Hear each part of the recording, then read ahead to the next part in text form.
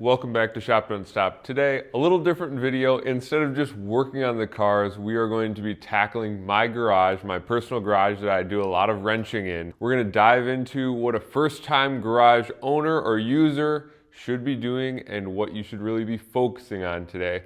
Number one, organization, organization, organization.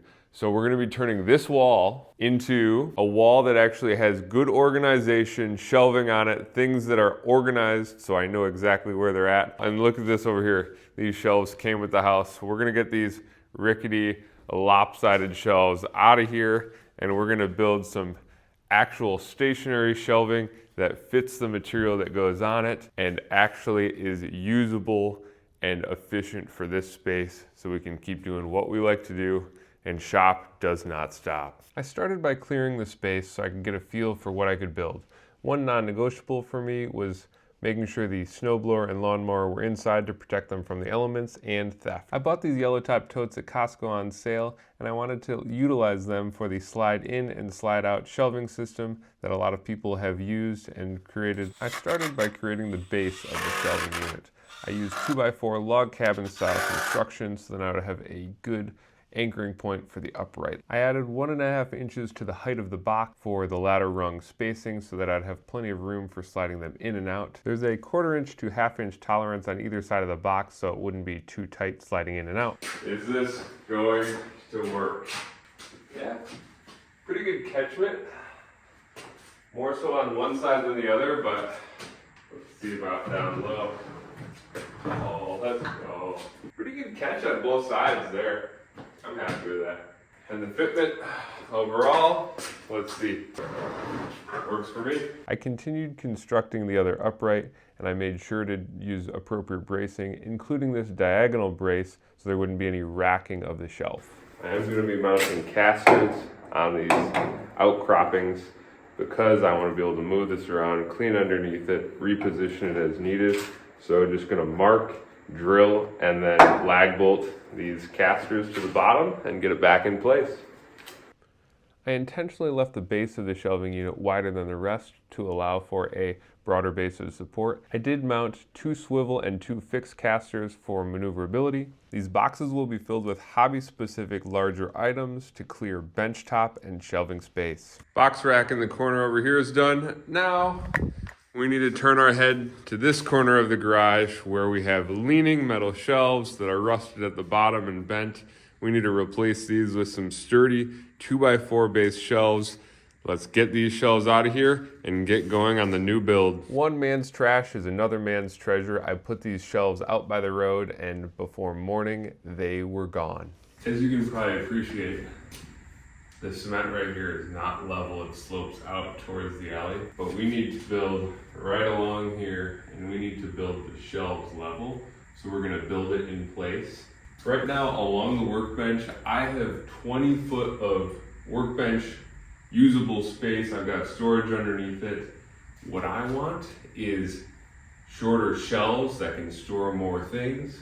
So what I'm gonna do, you can probably see it in frame here, is I'm actually gonna knit this back. This right here is pretty good, but this lower section, right now it's holding a grimy old grill that I don't use because I've got a full Weber. And I'm gonna cut that back with the saw, and then we're gonna build this whole length so that we maximize our storage space. Probably not the best safety techniques here, but at least I was wearing eyeglasses and hearing protection. Make sure you do things safely around your own place. I built my frame out of pressure treated wood because I'm putting it directly on the cement and I don't want it to rot out. The rest I just use untreated 2x4s. I am building it in place like this because of the slant on the concrete. All right, so we've got our uprights done. We are building in place to make this a little bit easier because it's very unlevel. It's sloped away from the garage down to the alley. I'm gonna Tapcon the womanized wood down to the concrete because then we can really start building up and level. Let's go get those supplies and get after it.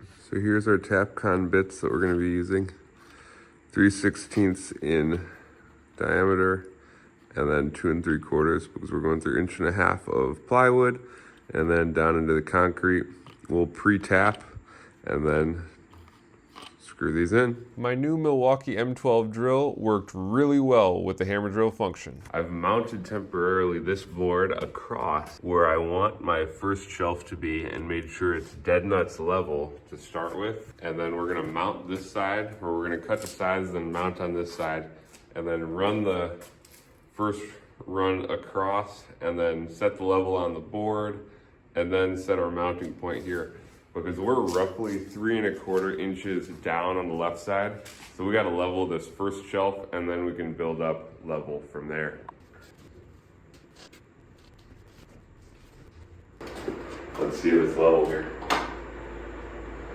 All right, this one is perfectly level here, and same to this one. Let's get these screwed in on either side, then we'll just start building up and it'll go a lot faster.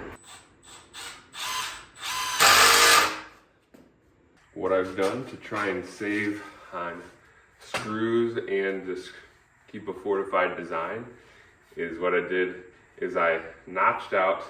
I did them for all the levels because our width is consistent. Obviously our 2x4, 3.5 by 1.5 is consistent. So what I did is I went out and by using the miter saw and the table saw, I just notched out this L so that to demonstrate here, can just go boom, and what we can do is we can measure up on this side, screw this in, have a place to mount our running boards here, and then using the level, because we're using the level to make sure all of the shelves are perfectly level because our floor isn't. Obviously, instead of trying to scab in between these 2x4s here, a section, and using really long screws or pocket holes, a little bit of time on the saws, and I've got this, and this is great support from underneath. So these 2x4s for these longer runs are well supported.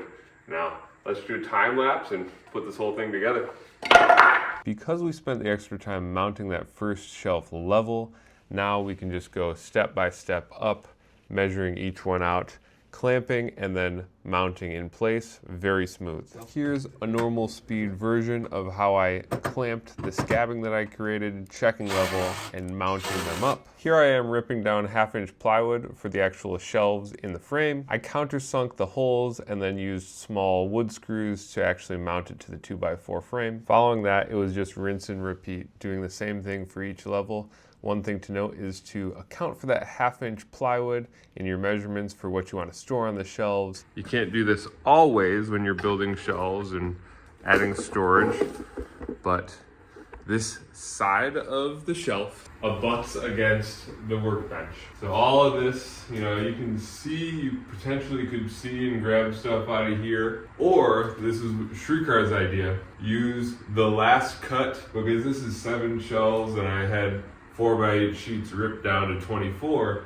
So there's 7 shelves. We've got 1 extra chunk of plywood, 24 wide, 8 feet long. Why don't we use that last chunk to cover this side, and then just like you can probably see over here, we've got the pegboard, and we could even cover this, and if I wanted to get real fancy, I could put some plywood here and continue the storage space and make sure things don't fall down. I'm gonna start with this piece right here. I think I'll probably be mounting clamps and hammers on this wall for easy access while working on the cars. Here's the final look once that side piece of plywood is on.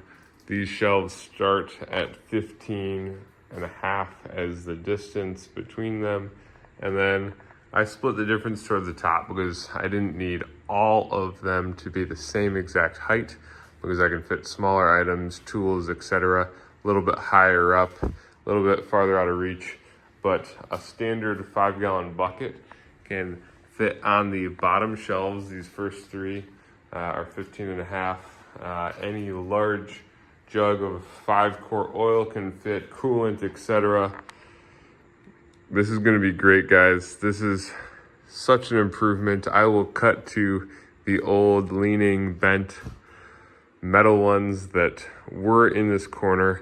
This provides so much better accessibility to the garage before the shelves jutted out into the area that I typically back the E36 into and then cut the wheel right in line with this garage door. So let me clean up and then I'll start getting organized and putting things on the shelves. One more trick up my sleeve for this garage organization video that we've been putting together for you. And that is, previously I was breaking this jack handle down every time I use my shop jack. I store the jack itself underneath the workbench so it's out of the way and it's very convenient. But this, I had to break it down, put it on the shelves like this, it would jut out. Wasn't very good. So what I'm going to show you is how to use a little bit of PVC, a coupler, and then an end cap to make your own jack stand holder. Let's do it. I'm using 2-inch, but I would recommend if you're using any of the Harbor Freight jack handles, I would go 1.5 inch.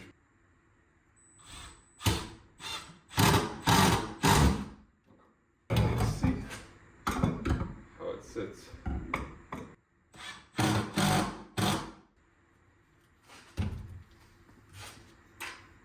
Alright, that's a done deal. Boom. Perfect. Thanks for watching this Shop Don't Stop video, our garage organization so we can keep working on the cars that we have, the BMW E36, the Land Cruiser that we just got. This is super crucial for any new homeowner or somebody that is just getting into their garage space, or if you've had the garage a long time and you just need to clean it up so you can keep doing what you want in a more organized fashion. I'm going to start loading up these shelves with everything that I took off those old shelves and organize it in a better fashion so we can get back to the cars. Remember, shop don't stop.